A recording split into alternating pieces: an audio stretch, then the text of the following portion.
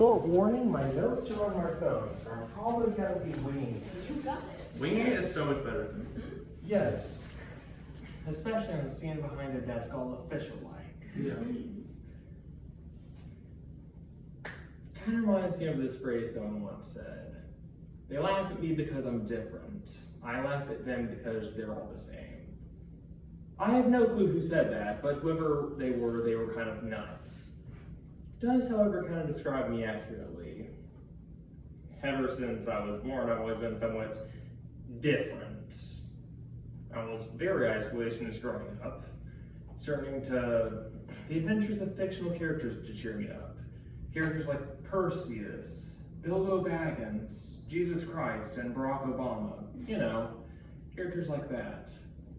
Not to say that made me smart or anything, and in fact it made me kind of stupid in some areas.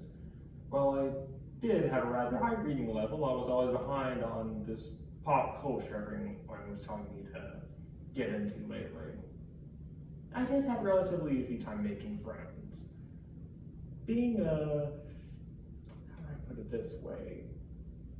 Blabbermouth can actually do that to you. If you talk enough, eventually find something that people find interesting, and they're all gonna wanna listen. Take y'all, for example.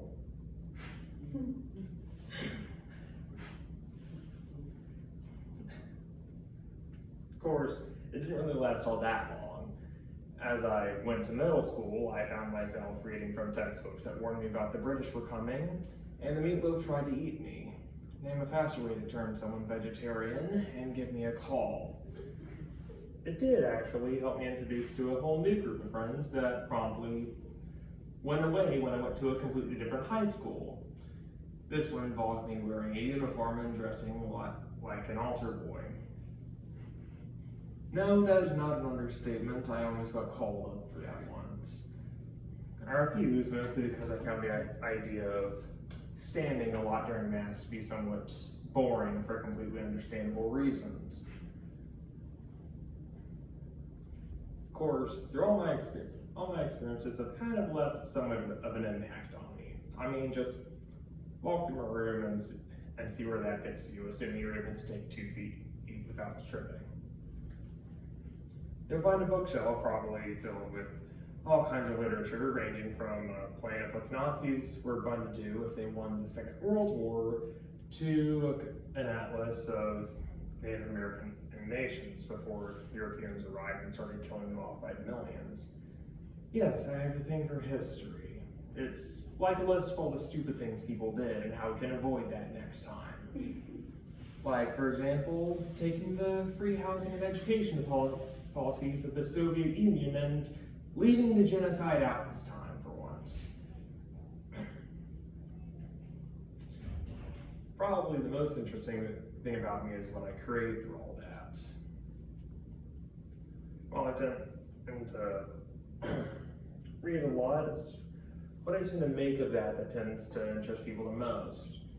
I draw pretty much everything, ranging from spaceships to medieval knights who look like they came out of a Lovecraftian horror story. Believe it or not, they're actually not prone to giving people nightmares. Especially considering the armor somewhat looks like a dress. No joke, that's what real medieval armor looked like.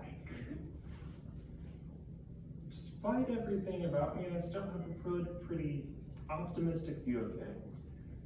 I always see things as going to turn out for the better, assuming we actually act on them, of course. I mean, take a look at this country, for example.